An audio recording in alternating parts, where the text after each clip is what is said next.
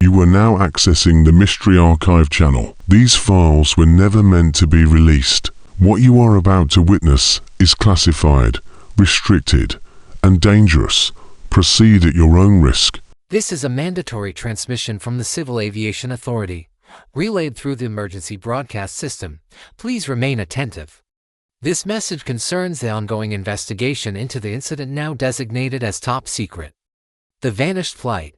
At approximately 2:14 a.m., Flight 739 ceased standard communication. Controllers reported the craft was silent, yet radar continued to show movement far beyond its expected course. No distress call was issued. No technical malfunction was detected. The aircraft remained airborne steady, as though guided by something not visible to us. The initial anomaly was minor, but undeniable. Then the plane was where it should have been, but it wasn't. The plane was flying over the ocean where there was nothing, or at least nothing should have been. A plane, yes, and with people on board. We received a great many calls that night from viewers across the eastern seaboard, from Maine all the way down to Florida, reporting lights in the sky. And a natural formation of lights moving silently across the horizon, climbing, descending, turning, banking, always in perfect harmony. Some said they resembled stars falling from the sky. Others said they looked like distant headlights on a dark road. Several likened them to a string of pearls. And those who watched long enough saw them vanish one by one until the sky was empty again. And now we know better than to look for patterns in the random occurrences of nature. We know better than to seek meaning in the movements of the stars. Yet the testimony of hundreds of thousands of people cannot be dismissed as mere fancy or fanciful coincidence. By 3:37 a.m., Flight 739 had traveled 286 nautical miles off course and 12,000 feet above its planned route. Transponder had stopped broadcasting. Its last reported altitude was 34,000 feet. Its last reported speed was 474 knots. What follows comes from the official transcript of the investigation, and censored, and edited. What you're about to hear was gathered from the black box recorder aboard Flight 739. Begin log. Cabin audio, retrieved from the black box buffer, revealed a faint vibration beneath the captain's words, a low, metallic resonance. Almost imperceptible at first, but growing steadily in volume and clarity. He spoke calmly as if unaware, but when the recording was slowed, each phrase he uttered was followed by another voice, not echo, not static. It repeated him perfectly, but with a lag of less than a second, as though the air itself was learning his speech. First officer, good evening.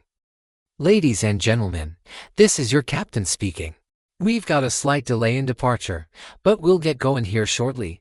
Second voice, good evening, ladies and gentlemen, this is your captain speaking. We've got a slight delay in departure, but we'll get going here shortly. First officer, sorry about that. Hold on a second, please. Second voice, sorry about that. Hold on a second, please. First officer, just a few more minutes, folks. We'll be on our way. Second voice, just a few more minutes, folks. We'll be on our way. First officer, thank you for your patience. Second voice, thank you for your patience. Their words were the last verified transmission from Flight 739. The flight data recorder indicates that at 2:17 a.m., the aircraft passed directly over the Bahamas and continued its silent, erratic course northwards. Controllers tracked the aircraft past its fuel capacity. It showed no descent, no change of altitude, no thermal signature consistent with burning engines, and so we come to what has been designated as top secret, the vanished flight. The entire world watched as Flight 739 vanished without a trace. Now it's true that in the days since, stations along the eastern seaboard have reported receiving transmissions in the same voice as the missing captain. The call sign is correct. The coordinates are impossible, and when you listen closely, beneath his voice, you can hear the passengers speaking in chorus, stretched and broken, like words dragged across water. But we have no confirmation that these are the voices of the missing passengers. Nor can we authenticate the transmissions as originating from Flight 739, but let us consider this. If the transmissions are not authentic, If they are merely some cruel trick of the radio, then who is making them? Who is imitating the voice of the captain?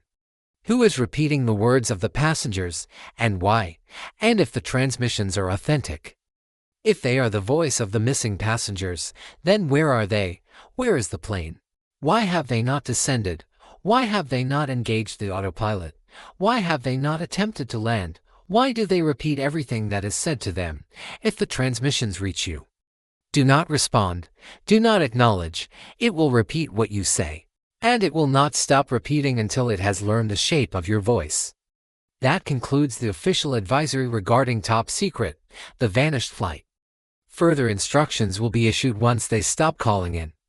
Until then, remain indoors, keep your radios off, and do not look toward the sky when you hear the engines. This message will repeat. This message will repeat. This message will. You have reached the end of this transmission. What you have seen is only a fragment of the archive. More files remain hidden, waiting to be uncovered. Until the next broadcast, stay alert. They are still listening.